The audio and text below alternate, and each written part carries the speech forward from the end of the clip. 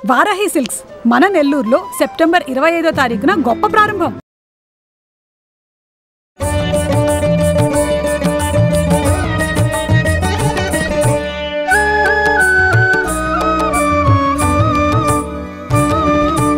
నమస్తే అమ్మా. నమస్తే తల్లి. దసరా నవరాత్రుల్లో భాగంగా 4వ అవతారం ప్రాముఖ్యత గురించి, విశిష్టత గురించి తెలుసుకుందాం.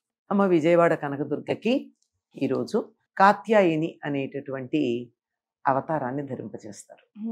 కాత్యాయని గురించి చెప్పాలి అంటే ఆవిడ ఒక అద్భుతమైనటువంటి వాత్సల్యపూరితమైనటువంటి అవతారంగా చెప్పుకోవాలి. ఆవిడ గురించి ఏం చెప్తారంటే, చంద్రహాసోజ్వలకర శార్దూల వరవాహన కాత్యాయని శుభందద్యాత్ దేవి దానవఘాతిని. ఈవిడ శార్దూల వరవాహన, శార్దూలం మీద ఉంటుంది, అంటే పెద్ద పులి మీద ఆవిడ కూర్చుని ఉంటుంది. మంచి చంద్రహాసం, చంద్రహాసం అంటే కొంచెం వంపు తిరిగినటువంటి కత్తి, అటువంటి కత్తి చేతిలో ధరించుంటుంది. ఆవిడ ఎప్పుడూ కూడా దానవులను సంహరించి అందరికీ కూడా శుభాలని, భక్తులందరికీ శుభాలని కలగజేస్తూ ఉంటుంది. ఈవిడ కాత్యాయని అనేటటువంటి పేరుతో మనకి ఎందుకు కనపడుతూ ఉంటుంది? ఈవిడ వాత్సల్య పరిపూర్ణము అని ఎందుకు చెప్పానంటే, కథ అనేటటువంటి ఒక ఋషి, ఆ వంశంలో కాత్యాయనుడు అనేటటువంటి ఆయన ఉన్నాడు. ఆయన అమ్మవారి గురించి తపస్సు చేసి ఆవిడని అడిగాడు, అమ్మా నా ఇంట్లో బిడ్డగా పుట్టవా అని అడిగాడు. అమ్మవారు ఎవ్వరికన్నా బిడ్డగా పుట్టడానికి ఆవిడకి ఎటువంటి అభ్యంతరం ఉండదు కనుక ఆవిడ ఆయన ఇంట్లో బిడ్డగా పెరగడం జరిగింది.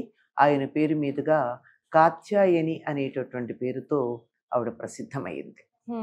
కానీ పెళ్లి కావాల్సిన పిల్లలకు కానీ అబ్బాయిల కన్నా అమ్మాయిలు కానీ వ్రతం చేస్తారు కదమ్మా, కాత్యాయని వ్రతం అని చెప్పు. ఈవిడ కాత్యాయని, ఈ కాత్యాయని వ్రతం అన్నది ఎప్పుడు ప్రారంభమైందో మనకి తెలియదు, కానీ మనకి పురాణాల ఆధారంగా కనపడేటటువంటిది మాత్రం కృష్ణుడి కాలంలో మనకు కనపడుతుంది. గోపికలందరూ కూడా కృష్ణుడు తమకి ప్రాణేశ్వరుడుగా కావాలని ధనుర్మాసంలో కాత్యాయని వ్రతం చేశారు. చిత్రం ఏమిటంటే, ఈ గోపికలందరూ అన్ని వయస్సుల వాళ్ళు ఉన్నారు. కృష్ణుడేమో ఇంకా 6 ఏళ్ళు 7 ఏళ్ళు అంతే, 7 ఏళ్ళు నిండలేదు, అది అంతకన్నా ఇంకేం లేదు. ఎందుకంటే ఆయన గోవర్ధన పర్వతం ఎత్తినప్పుడు 7 ఏళ్లవాడు, అందుకని చిన్నవాడు. వాళ్ళకి ఆ కాత్యాయని వ్రతం ఎట్లా చేయాలో ఈయనే చెప్పాడు. ఆ వ్రతానికి ఏం కావాలో సహాయం చేశాడు. వాళ్ళు వ్రతం చేస్తుంటే కూడా సహకరించాడు. అంతేకాదు వాళ్ళు వ్రతంలో పొరపాటు చేస్తే కూడా దాన్ని సరిదిద్దాడు. ఆ వ్రతంలో పొరపాటు చేయడమే కదా, నగ్నంగా స్నానం చేస్తూ ఉంటే నదిలో నగ్నంగా స్నానం చేయకూడదు, మీ బట్టల మీద మీకు ఇంత వ్యామోహమా? బట్టలు తడిసిపోతాయని తాపత్రయపడుతున్నారా? ఎత్తుకుపోతాను జాగ్రత్త, వ్యామోహం వదులుకోండి అన్నాడు. బట్టల మీద, ఒంటి మీద, బట్టలేమో భౌతికంగా కనపడేటటువంటి బట్టలు, ఈ శరీరమేమో ఆత్మ కట్టుకున్నటువంటి బట్ట. వీటి మీద వ్యామోహం పెంచుకుంటే ఇవి శాశ్వతమా కదా? అది పెంచుకోకూడదని తెలియచెప్పడానికే వారికి వస్త్రాపహరణం చేసి వస్త్రాల మీద, శరీరం మీద వ్యామోహం పోయేటట్టుగా చేశాడు. అది కాత్యాయని వ్రతం. ఈ కాత్యాయని అన్న రూపంలో ఈవిడ నందగోకులంలో అందరి చేత కూడా ఆరాధించబడింది. అందుకే కృష్ణ సహోదరి అన్న పేరుతో కూడా చెప్తారు.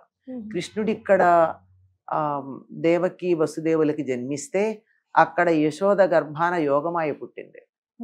ఆ పుట్టినటువంటి యోగమాయని ఇక్కడి నుంచి అక్కడికి మార్చి, అక్కడి నుంచి ఇక్కడికి కృష్ణుడిని మార్చారు. ఆవిడ అలా పైకి వెళ్ళిపోయింది.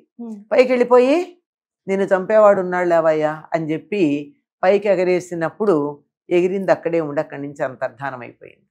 అంచేత నందవ్రజంలో అందరూ కూడా కాత్యాయని దేవిని పూజిస్తూ ఉంటారు. వారి యొక్క దైవం ఆవిడ. ఇప్పటికి కూడా ఆడపిల్లలు కాత్యాయని వ్రతం గనక చేసినట్టయితే తప్పనిసరిగా యోగ్యుడైనటువంటి భర్త లభిస్తాడు అని విశ్వాసం ఉంది. ఎలా ఆరాధించాలమ్మా ఈ అమ్మవారిని? ప్రత్యేకంగా విశేషంగా ఒకరు మామూలుగానే పూజ చేస్తారు. ప్రత్యేకంగా చెయ్యాలి అంటే మాత్రం ఆడపిల్లలు ధనుర్మాసంలో చేస్తారు.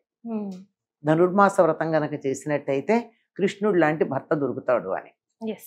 మరి పఠించవలసిన మంత్రాలు, శ్లోకాలు, స్తోత్రాలు విశేషంగా అమ్మవారికి ఈ రోజు మనం పూజ చేసుకుంటే ఇంట్లో కనుక ఏమన్నా ఉన్నాయమ్మా?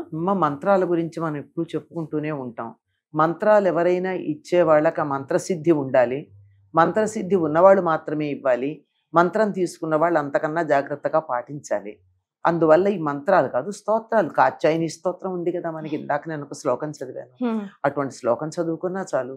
అమ్మవారికి సంబంధించిన ఏ స్తోత్రం చేసినా చాలు.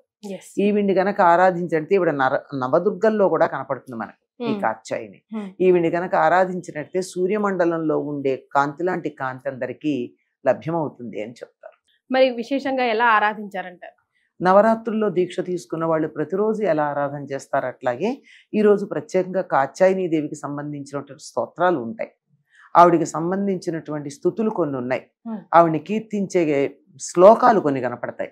వాటితో ఆ తల్లిని ఆరాధిస్తే చాలా సంతోషపడుతుంది. వీడికున్న నామం కృష్ణ సహోదరి అని చెప్పాం కదా, అందుకని ఈ రోజు కృష్ణుడు కూడా తలుచుకుంటే ఆవిడికి మరీ మంచిది. సోదరుడు గురించి తలుచుకుంటే ఇష్టం కదా. నందగోకులంలో చాలా ప్రీతిపాత్రంగా పెరిగినటువంటి ఆవిడ, అదే వెలిసినటువంటి ఆవిడ వాళ్ళందరి చేత. ఇప్పటికి కూడా ఆ ప్రాంతాల వాళ్ళందరూ కూడా ఆ మధురా ప్రాంతం అంతా కాత్యాయని దేవిని చాలా బాగా ఆరాధిస్తారు. ఆ పేర్లతో కూడా మనకు చాలా మంది కనపడతారు. ఆడపిల్లలు కాత్యాయని అనేటువంటి పేరు పెట్టుకోవడం మనం చూస్తూ ఉంటాం. ఎందుకంటే అమ్మవారు మరొక రూపంలో తన దగ్గరికి రమ్మంటే సందేహిస్తుందేమో గాని బిడ్డలా రమ్మంటే మాత్రం తప్పనిసరిగా వస్తుందమ్మా. మనం ఎంత లాలించటానికి వీలైతే అంత లాలించుకోవచ్చు, ఎంత పాలించటానికి వీలైతే అంత పాలించుకోవచ్చు. ఆ విధంగా వస్తుంది. చాలా సంతోషం అమ్మా. నవరాత్రుల్లో భాగంగా 4వ అవతారం కాత్యాయని విశేషాలు తెలియజేశారు. ధన్యవాదాలు. సర్వమంగళ మాంగళ్యే శివే సర్వార్థ సాధికే శరణ్యే త్ర్యంబకే గౌరీ నారాయణి నమోస్తుతే. స్వస్తి.